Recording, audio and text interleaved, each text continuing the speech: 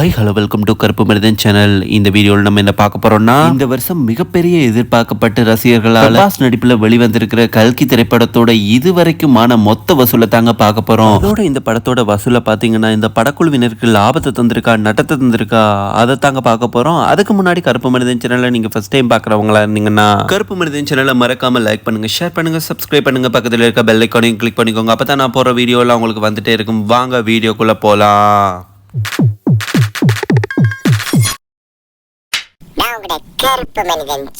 இந்த ஆண்டு மிகப்பெரிய எதிர்பார்ப்புக்கு மத்தியில் ரிலீஸ் ஆன படம் தாங்க கல்கி திரைப்படம். இந்த படத்துல பிரபாஸ் ஹீரோவா நடிச்சிருப்பாருங்க. இந்த படத்தை இயக்கினது யாருன்னு பாத்தீங்கன்னா நாகஸ்வின் இந்த படத்தை இயக்கியிருப்பாருங்க. இவங்களோட சேர்ந்து இந்த திரைப்படத்துல யார் யார் நடிச்சிருப்பாங்கன்னு பாத்தீங்கன்னா அமிதாப் பச்சன் நடிச்சிருப்பாங்க, தீபிகா படுகோன் நடிச்சிருக்காங்க, கமலஹாசன் நடிச்சிருக்காங்க, தீசா பட்டனி உள்ள பல்வேறு முக்கிய கதாபாத்திரங்கள் இந்த படத்துல நடிச்சிருக்காங்க. இந்த படத்துக்கு யார் இசையமைச்சாருன்னு பாத்தீங்கன்னா நம்மளோட தமிழ் மியூசிக் டைரக்டர் தாங்க சந்தோஷ் நாராயணன் தான் இந்த திரைப்படத்துக்கு இசையமைச்சிருப்பாருங்க.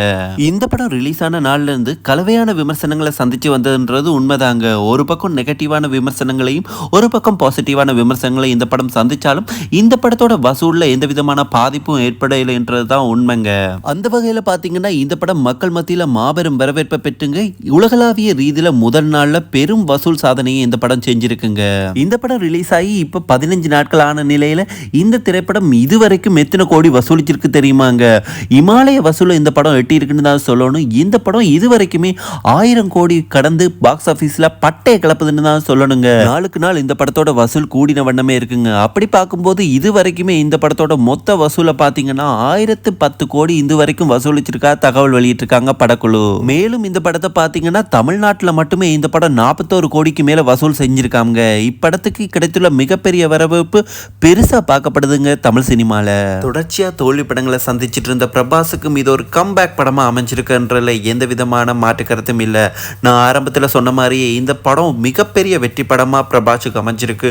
அதோட இந்த படத்துல குழுவில் ஒவ்வொருத்தங்களுக்கும் இந்த படம் மிகப்பெரிய வெற்றி படமா அமைஞ்சிருக்கு.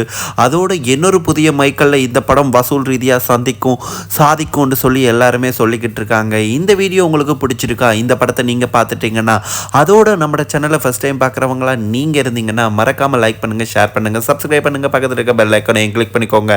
நான் உங்களை இன்னொரு வீடியோவில் சந்திக்கிறேன். பாய் பாய், டேக் கேர்.